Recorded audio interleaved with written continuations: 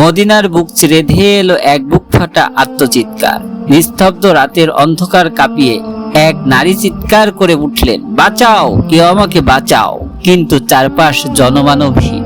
শয়তানের রূপ নিয়ে এক পাপিষ্ঠ হিংস্র পশুর মতো ঝাঁপিয়ে পড়লো তার উপর, লুণ্ঠন করলো তার সম্ভ্রম। কিন্তু এই জঘন্য পাপের পর যখন বিচার বসলো আল্লাহর রাসূলের দরবারে, তখন ঘটে গেল ইসলামের ইতিহাসে সবচেয়ে চমকপ্রদ ও শিউরে ওঠার মতো এক ঘটনা। কি সেই বিচার? জানতে হলে পুরো ভিডিওটি দেখুন।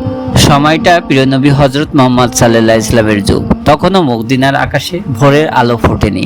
এক নারী গভীর রাতে একাই মসজিদের দিকে যাচ্ছিলেন ফজরের নামাজ আদায় করার জন্য। তিনি জানতেন না অন্ধকারের আড়ালে ওত পেতে আছে এক নরপিশাচ। জনশূন্য রাস্তায় একা পেয়ে সেই নারীটির উপর জোরপূর্বক পাশাপাশি নির্যাতন চালায় এক ধর্ষক। নারীটি হারান তার ইজ্জত। নারীটি শত চেষ্টা শত আকুতিও সেই পাপিষ্টের মন গোলাতে পারেনি। নিজের হীনচারিত্র করে অপরাধী লোকটি অন্ধকারে মিশে গেল। ঠিক সেই মুহূর্তে ওই পথ দিয়ে যাচ্ছিলেন অন্য একজন সাধারণ পথচারী। নির্যাতিতা নারীটি তখন ব্যথায় অপমানে কাঁদছিলেন। হঠাৎ সামনে ওই পথচারীকে দেখে তিনি ভেবে বসলেন, এই হয়তো সেই ধর্ষক, কারণ অন্ধকারে তার মুখ সে দেখেনি। কিছুক্ষণ পরে সেখান দিয়ে যাচ্ছিলেন আনসারের সাহাবীদের একটি দল। কান্না ভেজা কণ্ঠে নারীটি চিৎকার করে বললেন, ওই লোকই আমার সর্বনাশ করেছে, সে আমার ইজ্জত লুণ্ঠন করেছে। সাহাবীরা আর এক মুহূর্তেও দেরি না করলেন।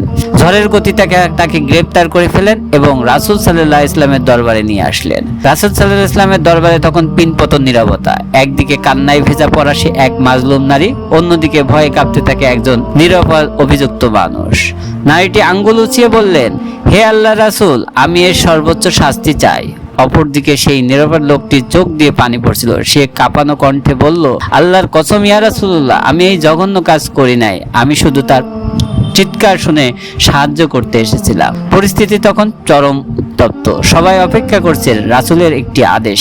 কিন্তু তখনই ঘটলো এক অবিশ্বাস্য ঘটনা, যা কেউ কল্পনাও করেনি। ভিড়ের মধ্যে থেকে একজন অনুশোচনায় মাথা নিচু করে সামনে এগিয়ে আসছে। দরবারের কোনায় মানুষের ভিড়ের পিছনে লুকিয়েছিল আসল অপরাধী ধর্ষক। সে ভেবেছিল সে পার পেয়ে গেছে, কিন্তু যখন সে দেখলো তার নিজের করা পাপের কারণে একজন সম্পূর্ণ নিরপরাধ মানুষের ঘাড়ে তরবারি নামে আসছে, তখন আল্লাহর ভয়ে তার হৃৎপিণ্ড কেঁপে উঠেছিল। জাহান্নামের আগুনের ভয় আর বিবেকের দংশনে সে আর চুপ থাকতে পারল না। সবাইকে থামিয়ে দিয়ে ভিড় ঠেলে সামনে এসে সে চিৎকার করে কেঁদে বলল, থামুন ইয়া রাসূলুল্লাহ, থামুন, এই লোকটি নির্দোষ। এই নারী সত্য বলেছে, কিন্তু অপরাধী উনি নন, আসল অপরাধী আমি। শয়তানের ধোঁকায় পড়ে এই জঘন্য পাপ করেছি আমি, আমাকে শাস্তি দিন। পুরো দরবার তখন স্তব্ধ। অপরাধী নিজের মুখে অপরাধ স্বীকার করার পর মানবতার মুক্তির দূত হযরতে মুহাম্মদ সাল্লাল্লাহু আলাইহি ওয়াসাল্লাম এক ঐতিহাসিক রায় শোনালেন। প্রথমেই তিনি নিরপরাধ লোকটিকে বুকে জড়িয়ে ধীরে তাকে সসম্মানে মুক্তি দেন।